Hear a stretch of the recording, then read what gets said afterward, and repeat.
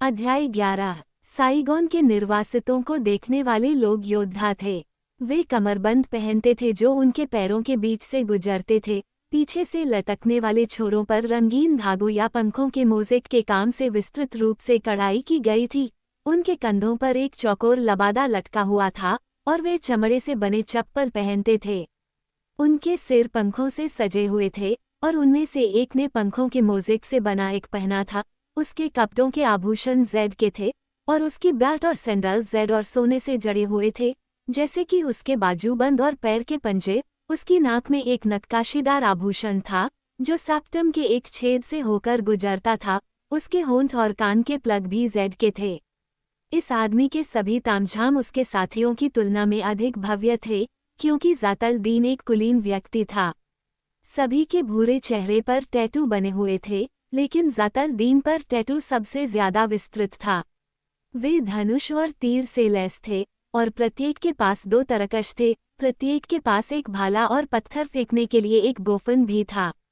इन हथियारों के अलावा प्रत्येक योद्धा के पास कठोर लकड़ी से बनी एक लंबी तलवार थी, जिसके किनारों में बीच बीच में ऑब्सीडियन के ब्लेड लगे हुए थे। सुरक्षा के लिए वे जानवरों की खाल से ढकी लकड़ी की ढालें रखते थे। वे कुछ देर तक अजनबियों को देखते रहे और फिर उनके पीछे जंगल में चले गए।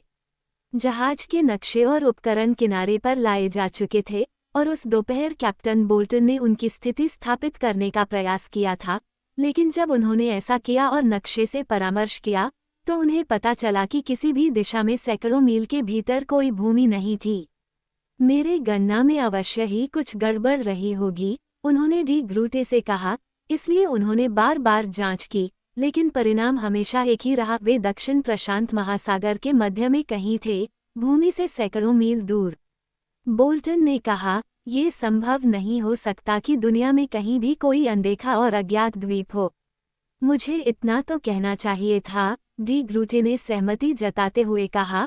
अब तक आपके आंकड़े बिल्कुल सही हैं, श्रीमान, और हम एक अज्ञात द्वीप पर हैं। बोल्टन ने कहा, हमारे कभी भी उठाए जाने की संभावना उतनी ही है जितनी कि अगर हम चांद पर होते। अगर दा गामा के दिनों से कोई जहाज यहाँ नहीं आया है, तो यह मान लेना सुरक्षित है कि हमारे बाकी जीवन काल में भी कोई जहाज यहाँ नहीं आएगा। यदि 400 वर्षों में कोई जहाज यहाँ नहीं आया है, डी ग्रूट ने कहा, तो हमारे लिए संभावनाएं बहुत अच्छी हैं, क्योंकि आप जानते हैं कि यह पहली बार हुआ है और संयोग का नियम कि ये द्वीप अनदेखा रह जाएगा लगभग समाप्त हो चुका है। आपका मतलब है कि समय सीमा के कानून हमारे पक्ष में काम करेंगे, बोल्टन ने हंसते हुए कहा। खैर, मुझे उम्मीद है कि आप सही हैं। टार्जन ने दूसरों के साथ मिलकर काम किया था। कर्नल और उनकी पत्नी और 2 लड़कियों के लिए आरामदायक आश्रय बनाए गए थे।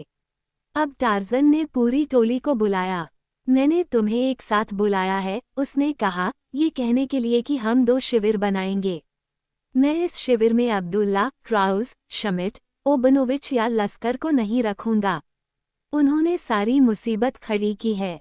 उनकी वजह से हम एक अज्ञात द्वीप पर निर्वासित हैं, जहां कैप्टन बोल्टन के अनुसार हमें अपना बाकी जीवन बिताना पड़ सकता है। अगर हम उन्हें अपने शिविर में रहने देंगे तो वे फिर से मुसीबत खड़ी करेंगे। मैं जानता हूं कि वे किस तरह के लोग हैं। फिर वह क्राउज की ओर मुड़ा। तुम अपनी टोली को उत्तर की ओर ले जाओगे, कम से कम 2 लंबे मार्च, और तुम में से कोई भी इस शिविर के 10 मील के भीतर नहीं आएगा। अगर तुम आए तो मैं तुम्हें मार डालूंगा। बस इतना ही। जाओ। हम जाएंगे। ठीक है, ओबनोविच ने कहा, लेकिन हम अपने हिस्से की सामग्री, आग्नेयास्त्र और गोला बारूद भी ले जाएंगे। टार्जन ने कहा, तुम अपनी जान ले लोगे, बस इतना ही। आपका मतलब यह नहीं है कि आप उन्हें बिना भोजन या हथियार के इस अजीब जंगल में भेज देंगे? कर्नल ने पूछा। मैं बिल्कुल यही कहना चाहता था, टार्जन ने कहा, और वे भाग्यशाली हैं कि स्थिति इससे बदतर नहीं हुई। आप हमारे साथ ऐसा नहीं कर सकते, ओबनोविच चिल्लाया। आप बहुत सारे गंदे पूंजीपतियों को समृद्धि में नहीं रख सकते और गरीब मेहनतकश आदमी को कुचल नहीं सकते।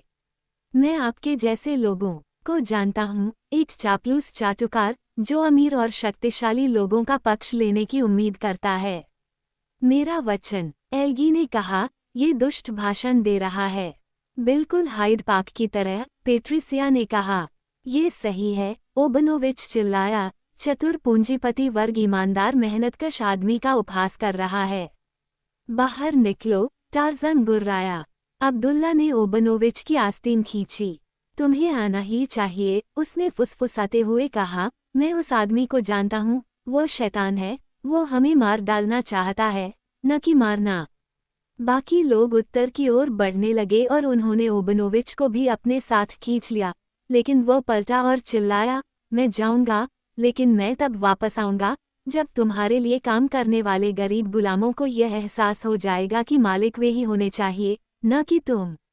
ठीक है, पेनेलोप ने कहा, मुझे खुशी है कि वे चले गए हैं, कम से कम ये तो कुछ बात है, और उसने टार्ज़न पर एक अर्थपूर्ण नज़र डाली।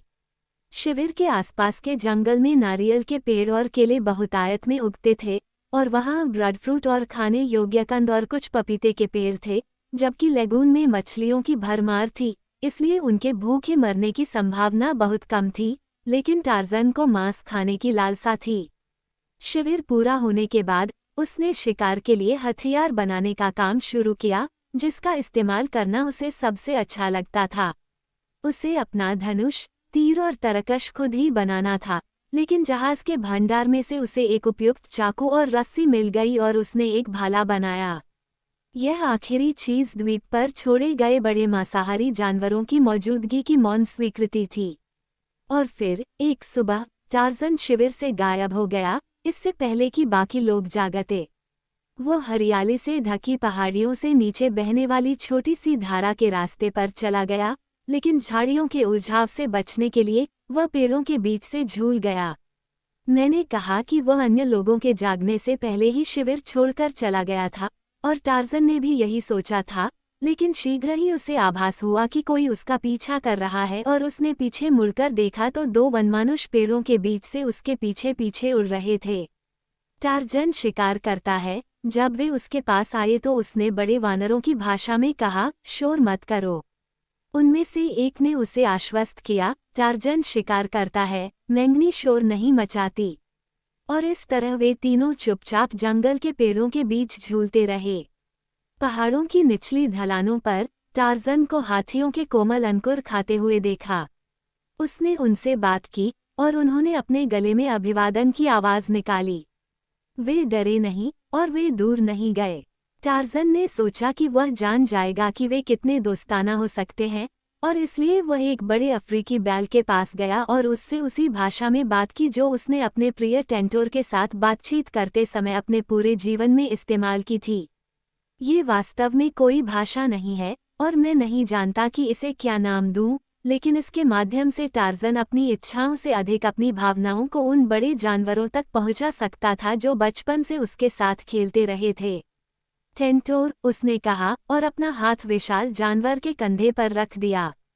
विशाल बैल इधर उधर घूमता हुआ पीछे पहुंचा और अपनी सूंड से बंदर आदमी को छुआ, एक जिज्ञासु, प्रश्नवाचक स्पर्श, और जैसे ही टार्ज़न ने शांति से कहा, स्पर्श एक दुलार में बदल गया। और फिर बंदर आदमी विशाल जानवर के सामने घूम गया और अपनी सूंड पर अपना हाथ रखकर कहा, नाला। सूंड उसके शरीर पर आसानी से चली, और टार्ज़न ने दोहराया, नाला। टेंटोर, नाला। और फिर सूंड ने उसके चारों ओर लपेट लिया और उसे हवा में उठा लिया। बयात टेंटोर, टार्ज़न ने आदेश दिया, टेंड बयात। और बैल ने टार्ज़न को उसके सिर के बल नीचे गिरा दिया। वेंडो, टार्ज़न ने कहा और उस बड़े जानवर के कान के पीछे खुजलाया। अन्य हाथी अपना भोजन जारी रखते थे और कपि मानव पर कोई ध्यान नहीं देते थे, लेकिन वनमानुष पास के एक पेड़ पर बैठ जाते थे और उसे डांटते रहते थे, क्योंकि वे तानतोर से डरते थे। अब टार्ज़न ने सोचा कि वह एक प्रयोग करके देखेगा, और वह बैल की पीठ से झूलकर पास के एक पेड़ पर चढ़ गया और जंगल में थोड़ी दूर चला गया। फिर उसने वापस पुकारा, युद्ध टेंटोर, युद्ध बयात। जंगल और झाड़ियों के बीच से बैल के गले से एक गड़गड़ाहट की आवाज़ आ रही थी। टार्ज़न ध्यान से सुन रहा था, उसने टहनियों के टूटने और झाड़ियों के टूटने की आवाज़ सुनी, और कुछ ही देर में टेंटोर का विशाल शरीर उसके ऊपर मदरा रहा था। वेंडो, टेंटोर, उसने कहा, और पेड़ों के बीच से दूर चला गया, जिससे ओरांगुटानों को राहत मिली, जिन्होंने इस पूरी प्रक्रिया को नापसंदगी से देखा था। अब पहाड़ उनके सामने खड़ी चढ़ाई पर था, और अक्सर ऐसी जगहें थीं जहां केवल टार्ज़न या उसके बंदर दोस्त ही जा सकते थे। आखिरकार तीनों एक चट्टान पर पहुंचे जो दक्षिण की ओर जाती थी। हालांकि यह उस धारा से दूर जाती थी जहां से टार्ज़न एक झरने के नीचे चला गया था जो एक चट्टान से गिरता था, जिसके खड़ी और फिसलन भरे किनारों पर एक मक्खी या छिपकली तो चढ़ सकती थी, लेकिन किसी और चीज से नहीं। वे पहाड़ के किनारे से होते हुए आगे बढ़े और जंगल से घिरे एक बड़े समतल मैदान पर पहुंचे। टार्ज़न को यह एक अच्छा शिकारगाह लगा और यहाँ वह फिर से पेड़ों पर चढ़ गया। कुछ ही देर में हवा उषा ने उसके नथुनों में एक जानी पहचानी खुशबू लाई, होटा सुअ की खुशबू। यह मांस था और तुरंत टार्ज़न अपने शिकार का पीछा करने वाला जंगली जानवर बन गया। हालांकि वो अभी ज्यादा दूर नहीं गया था कि दो अन्य गंधों ने उसके संवेदनशील नथुनों को छुआ, एक नुमा शेर की गंध और दूसरी उसके साथ मिली हुई मनुष्य की गंध। इन दो गंधों को केवल दो कारणों से मिलाया जा सकता है, या तो आदमी शेर का शिकार कर रहा था या शेर आदमी का शिकार कर रहा था। और चूंकि टार्ज़न को केवल एक आदमी की गंध का पता चला, इसलिए उसने मान लिया कि शेर ही शिकारी है, और इसलिए वो पेड़ों के बीच से उस दिशा में चला गया जहां से गंध आ रही थी।